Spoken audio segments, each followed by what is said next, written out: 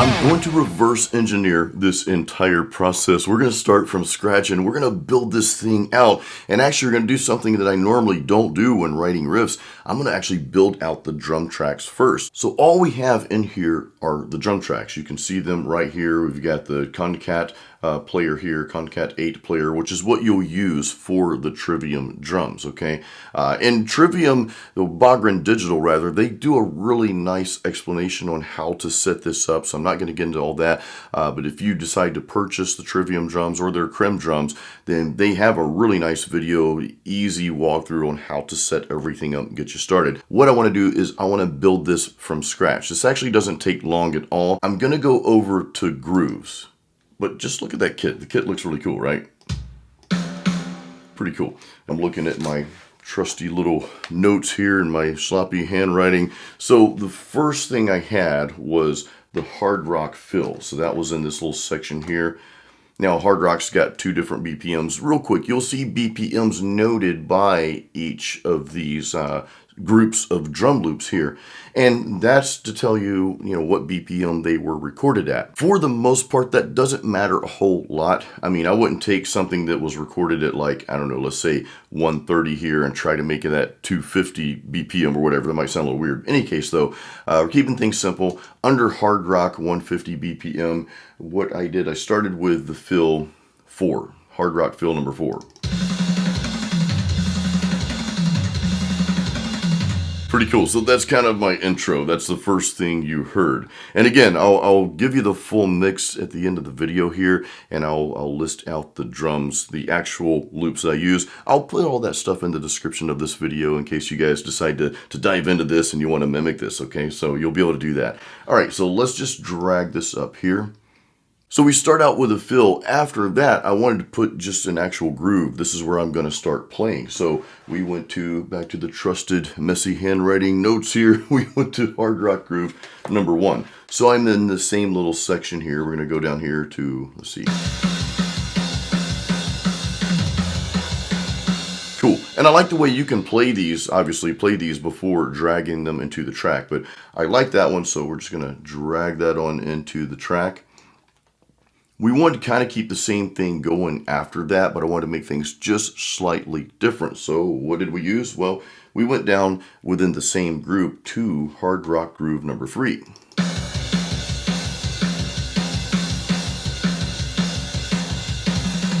Cool. So we're going to drag that up here, okay? Next, I want to change things up a little bit. And again, the reason I'm changing things up, we're going to go to another group here, group of loops. The reason I'm changing things up, I just kind of wanted to show you how you can put things together, kind of going outside of the box, if that makes sense. Now, of course, you can dive in and program your own. You could, and I'll show you that at the end here. You can double click on the track. We'll go through that, and you can add your own stuff, right? I just like to use the loops. I might change some things here and there, but I just like to use the pre-recorded loops because, again, this is for getting our ideas down. We're going to go down to the thrash metal 165 BPM.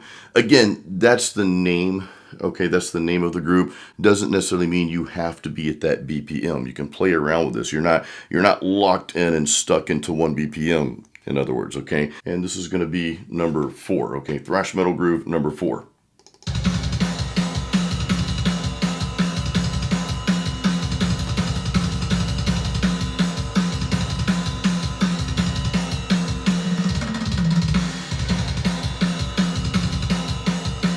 Cool, let's drag that in. I just wanted to show you the kit. I like seeing the kit working while those grooves are going. That's pretty cool.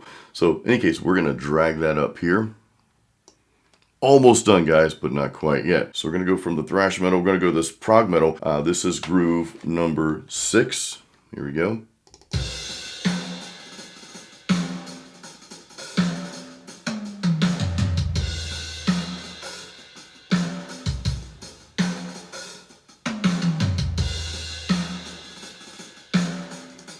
Interesting. So let's go ahead and drag that in real quick. I wanted to do that in this song just to change things up a little bit, right? Just to kind of show you, I guess, the diversity and different things that you can do. I mean, you can go from like hard rock to classic thrash metal to prog metal to some hardcore extreme metal down to something like this where it allows you just to put something completely different into the song. And in my opinion, that's what makes music interesting. Sometimes, yeah, I want like a song that's just hardcore all the way metal, just in your face.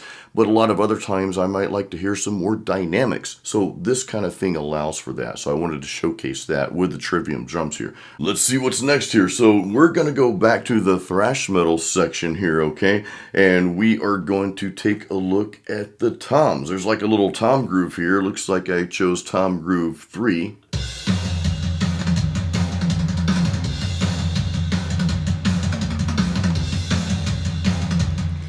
I thought that was kind of cool coming from that proggy sound or the proggy loop that we had earlier. Now we're going to kind of just sort of raise things back up a little bit, kind of ease into it, right? We've got some tom grooves here, so let's drag that into the next part of this track here. Couple more to go. Now we're going to go to a thrash fill. Okay, we're using thrash fill number 2. Okay.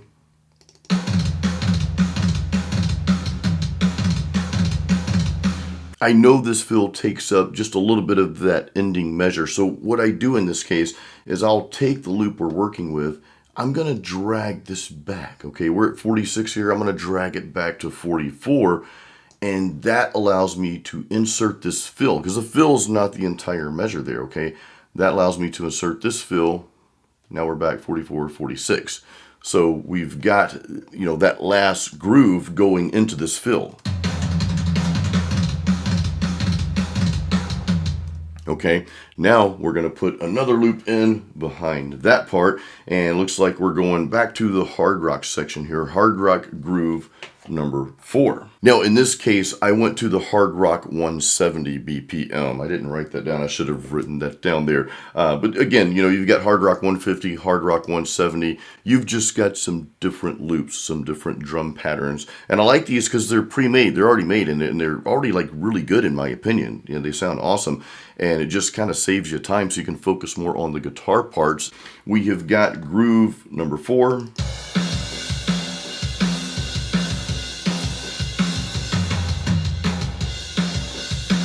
All right, so let's drag that in.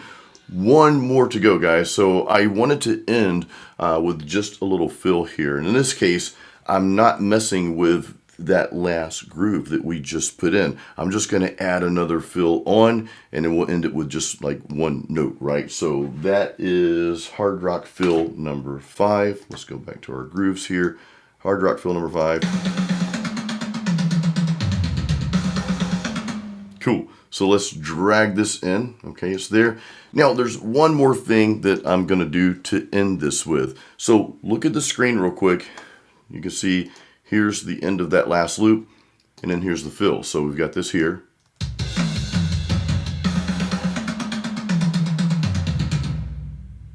What am I missing? I'm missing that ending smash. Okay, so here's where we get into just a tiny bit of programming, all right? I'm in PreSonus Studio One here. You can double click on that track, and that allows you to see this bottom part down here, okay? So you can see this. Okay, what I want to do, something real simple. This is very light drum programming 101 here. I just want to like the kick drum and maybe cymbals. That's all I want, just so we have that end, okay? So what I do is I go down here in the drum section here, and I don't know where everything is here. I scroll down to try to find the kick. Where's the kick? Okay. The kick's in here somewhere. There it is. Okay, so I had to go back a ways to get the kick here. What I'll do is I'll just duplicate that, and I'll just drag this way over here to the end. Okay, so now we've got, so you heard the kick at the very end there, right? What I want to do next, and I didn't have to copy that. I could have just, let's delete that. I'm just going to delete that kick, get rid of it, and just double click. Same thing, okay? So now I'll find 2 cymbals. I'm just going to double click anywhere here. I don't want that one.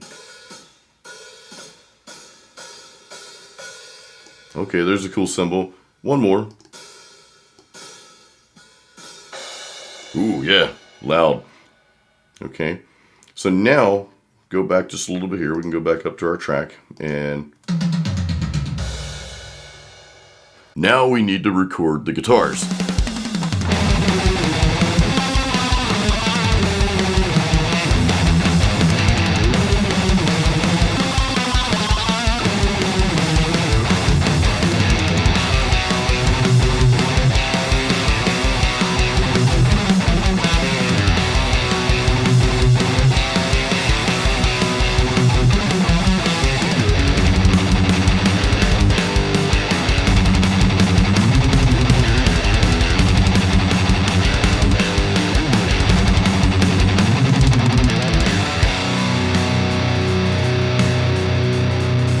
Now, at the end of this video, I'll share which amp sim I'm using for these guitar tones that you're hearing. But in any case, basically just kind of record a rhythm, just write a rhythm to each drum loop. Now, to be fair, I wrote this in different sections here before I shared this with you, before I recorded the initial track. I sat down and I'd play the first loop. Okay, well, I like that rhythm, just write something to it. Then, of course, move on to the second one. Okay, well, let's play this and kind of make it all flow together. And then I set it up and just record the entire track. Now let's record a second guitar track, and I'll explain why I do that, but let's dump this down real quick.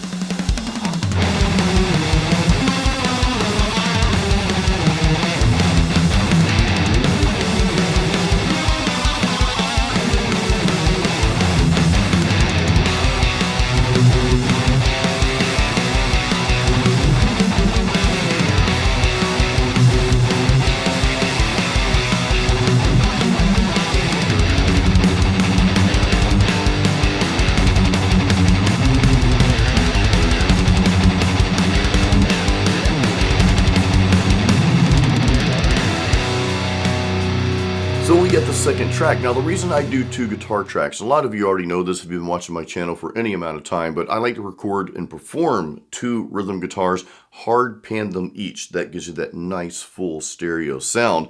And the reason I like to actually perform that second guitar track, well, two reasons. First of all, because you're never going to perfectly align that with that initial track. You might play it almost perfect or kind of close, but you're going to have these little nuances in between the two guitars, and that just makes it sound more lively. And here's the second reason why I record and perform both tracks.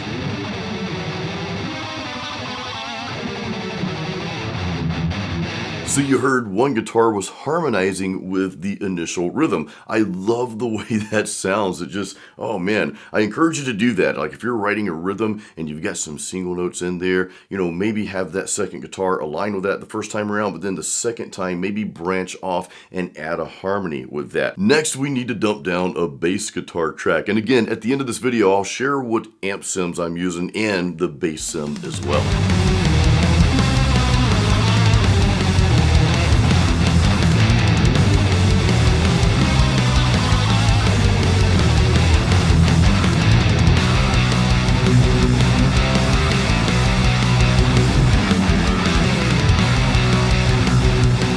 Now let's hear the full mix one more time, and after that I'm going to share the amp sims and the bass sim that I'm using for this video. Before we get to that though, guys, I want to give a huge thank you to the folks over at Bogren Digital for sponsoring this video and for sending me these awesome Trivium drums. Real cool stuff, guys. I actually have a discount code in the description of this video just for you guys that Bogren Digital is going to give you. And this not only applies to the Trivium drums, but really to everything they have out there. You guys have seen my other videos on, well, some other amp sims, which again, we're about to go over in a second here. And there's another drum package by Bogren Digital too. I've got videos on all this good stuff as well if you haven't seen those yet. So I'll leave the link to the discount code in the description, as well as the other videos that I have on their other amp sims and drums. So do check that out after the video.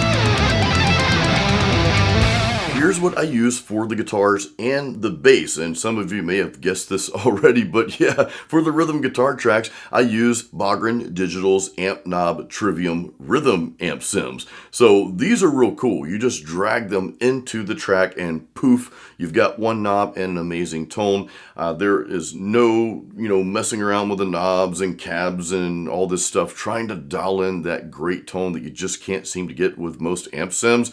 And even if you do get it, it's like, okay, well, the next day you're searching again for the perfect tone.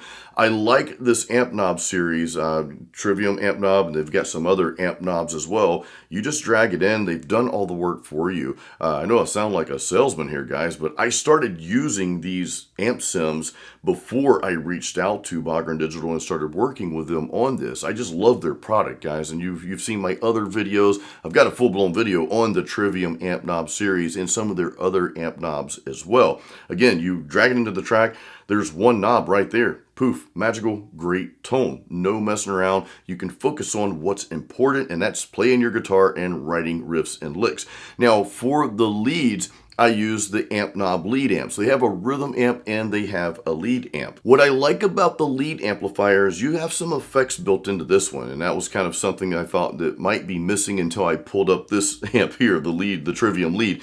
You've actually got some chorus, a little bit of chorus, and then you've got some delay on here as well. In fact, you heard that ambient part in the mix, that ambient guitar part. Well, I actually used this amp sim. I turned the gain down and I just messed around with the delay, made it like a ping pong, and just added some more ambience to it that way. So that sounded pretty cool.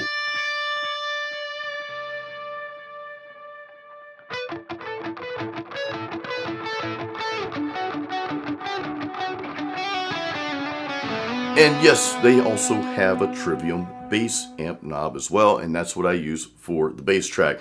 So you can actually get those in like the trio package, the Trivium rhythm, lead, and the bass amp all in one. You can get that. Again, I've got a link in the description of this video. I know this video is about the Trivium drums, and here I am talking about the amp sims here, but they're so easy to use, guys. I love them. You drag them into the track, the knob, just one knob, just crank the gain up or back it off, whatever you want to do. The tone, the work is already done for you. The tone sounds amazing out of the box, at least to me anyway. So yeah, check that out for sure. And let me know your thoughts on the Trivium drums. Have you guys used Bogren Digital's Trivium drums? I love using these tools for writing and for doing videos like this, of course, if you're putting stuff out there on social media or your YouTube channel. This is a great tool to have. The drums, they're built for metal. On that note, no pun intended, they also have another drum program called Drums. You guys have seen my video on that too. If not, hey, check it out. I'll put a link up there for you so you can go check that out next. And again, I've got a full video on the Trivium amp knob series. If you haven't caught that, well, check that out up here. Guys, thank you so much for watching my videos here. I appreciate you. Until next time, keep it metal and keep playing music.